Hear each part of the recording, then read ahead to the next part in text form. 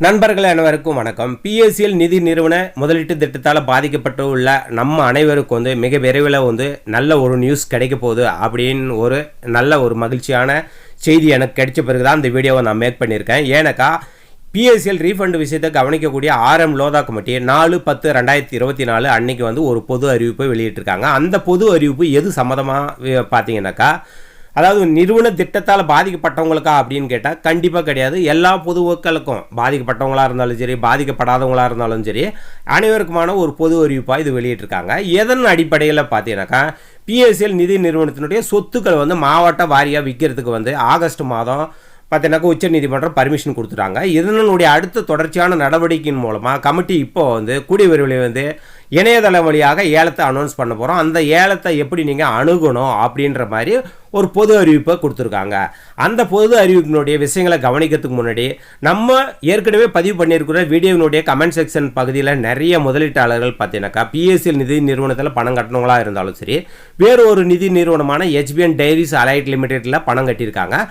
HBN diaries allied லிமிடெட்டை பற்றி ஒரு சில தகவல் எங்களுக்கு சொல்லுங்கள் அப்படின்னு கேட்டுறாங்க. அவங்களுக்கான தகவலை முதல் பார்த்துட்டு அதுக்கடுத்து பிஎஸ்சிஎல் தகவலை பார்க்கலாம் வாங்க. அதுக்கு முன்னாடி இந்த சேனலை இது வரைக்கும் சப்ஸ்கிரைப் பண்ணாமல் வீடியோவை பார்க்கக்கூடியவராக இருந்துச்சுன்னா மறக்காமல் சப்ஸ்கிரைப் பண்ணி வச்சுங்க. இந்த வீடியோ தகவல் பிடிச்சிருந்துச்சுன்னா நிறைய பேருக்கு ஷேர் பண்ணுங்கள். வாங்க நண்பர்களே, உங்களுக்கான தகவல் என்னென்னு பார்க்கலாம்.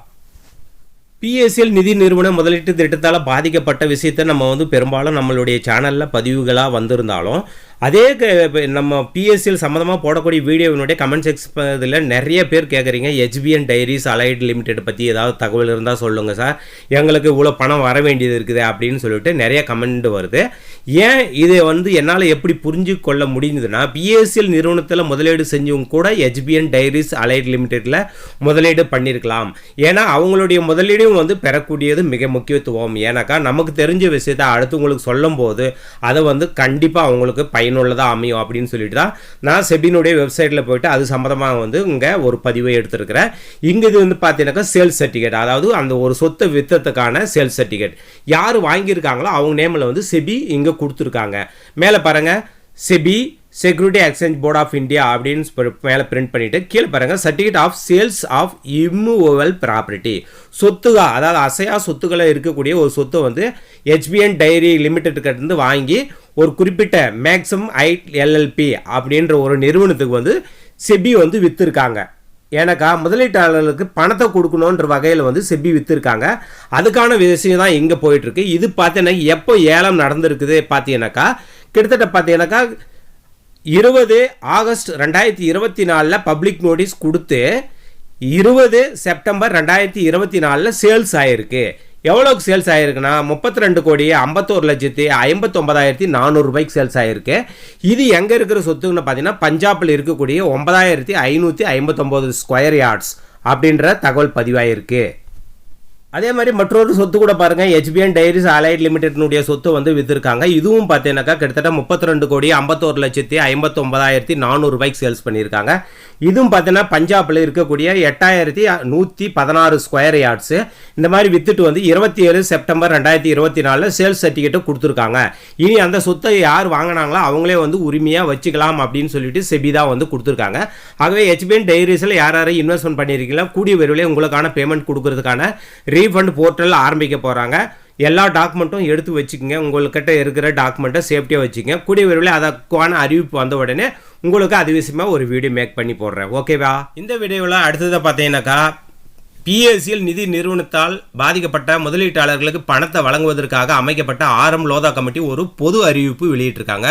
இந்த பொது அறிவிப்பு யாருக்கானதுன்னு பார்த்தீங்கன்னாக்கா, பிஎஸ்சிஎல் முதலீட்டு திட்டத்தை பாதிக்கப்பட்ட அனைவருக்கும் அல்லது பாதிக்கப்படாத அனைவருக்கும் சம்மதமா அப்படின்ற வகையில் தான் சொல்லியிருக்காங்க. என்ன மாதிரியான விஷயம்னா, முதலாம் பாயிண்டில் என்ன சொல்லியிருக்காங்கன்னா, February 2, 2016 ஆண்டு உச்சநீதிமன்ற உத்தரவின்படி RM லோதா தலைமையில் கமிட்டி அமைக்கப்பட்டு பிஎஸ்சிஎல் நிறுவனத்தால் வாங்கப்பட்ட சொத்துக்கள் அனைத்தும் விற்று இதன் மூலம் கிடைக்கும் பணத்தை முதலீட்டாளர்களுக்கு வழங்க நடவடிக்கை மேற்கொள்ளப்பட்டது அப்படின்ற மாதிரி சொல்லியிருக்காங்க. ரெண்டாவது பாயிண்ட் என்ன சொல்லியிருக்காங்கன்னா, மேற்கண்டபடி பிஎஸ்சிஎல் நிறுவனம் மற்றும் அதன் தொடர்புடைய துணை நிறுவனங்கள் மற்றும் நிறுவன பங்குதாரர்கள் என அனைவருடைய சொத்துக்களையும் நேரடியாகவோ அல்லது மறைமுகமாகவோ இந்தியாவிலேயோ அல்லது வெளிநாட்டிலேயோ விற்க ஆரம் லோதா கமிட்டிக்கு மட்டுமே அதிகாரம் வழங்கப்பட்டுள்ளது அப்படின்னு சொல்லியிருக்காங்க.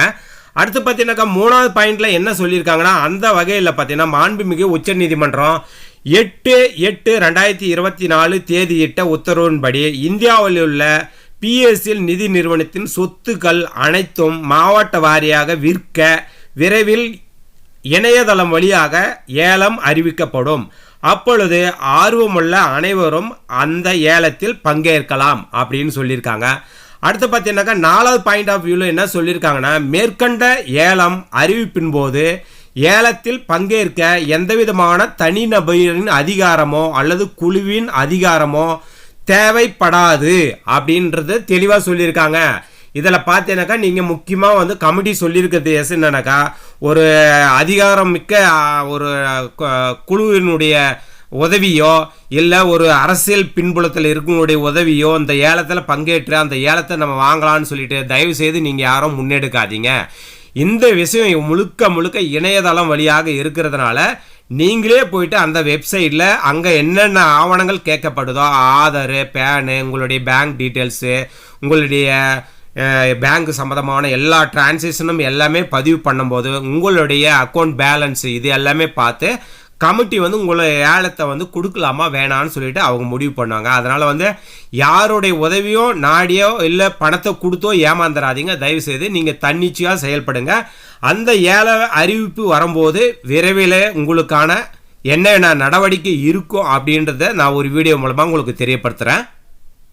எவ்வளோதான் தெளிவாக நம்ம வீடியோ மேக் பண்ணி அழகாக வந்து அவங்களுக்கு தெளிவாக புரியுற மாதிரி கொடுத்தாலும் இன்னும் நிறைய மக்கள் வந்து இதனுடைய விஷயத்தையே புரிஞ்சிக்கவே முடியலன்றதான் எனக்கு பெரிய வருத்தமாக இருக்குது. ஏன்னாக்கா இன்னைக்குள்ள ஒரு கமெண்ட் வந்தது பாருங்கள், மகிழ்ச்சி பொய்யான மகிழ்ச்சி, அனைத்தும் வந்து பொய்யான தகவல் அப்படின்ட்டு கமெண்ட் வந்திருக்குது.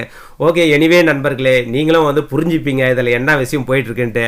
எவ்வளோ பேர் பணம் வாங்கியிருக்காங்க அப்படின்றது உங்களுக்கு தெரிஞ்சிருக்க வாய்ப்பு இல்லை. ஓகே, உங்களுடைய அறியாமையினால இதை பதிவு பண்ணுறீங்க அப்படின்னு சொல்லிட்டு இதை கடந்துட்டு போகிறேன் நான். ஓகே நண்பர்களே, இந்த தகவல் பாருங்கள் உங்களுக்கு ரொம்ப பிடிச்சிருந்துச்சா கண்டிப்பாக வந்து சேனலை சப்ஸ்கிரைப் பண்ணாமல் வீடியோவை பார்க்கக்கூடியவர் இருந்துச்சுன்னா சப்ஸ்கிரைப் பண்ணி வச்சுங்க. இந்த வீடியோனுடைய தகவல் நிறைய பேருக்கு ஷேர் பண்ணுங்கள். அவங்களுக்கு எல்லாமே வந்து இந்த வீடியோ வந்து போய் அடைஞ்சிச்சுனாக்கா அவங்க ஏதோ ஒரு வகையில் வந்து பயனடைவாங்க. மீண்டும் அடுத்த கட்டமாக பார்த்தீங்கன்னாக்கா இன்னும் ஓரிரு வாரங்கள்லேயே நமக்கான ஒரு நல்ல தகவல் வந்து கமிட்டி கிட்ட கிடைக்க போகுது. அந்த தகவல் கிடைச்ச உடனே உங்களுக்கு ஒரு வீடியோ பதிவின் மூலமாக உங்களை சந்திக்கிறேன். அதுவரை நன்றி கூறி விடைபெறுகிறேன். நன்றி, வணக்கம்.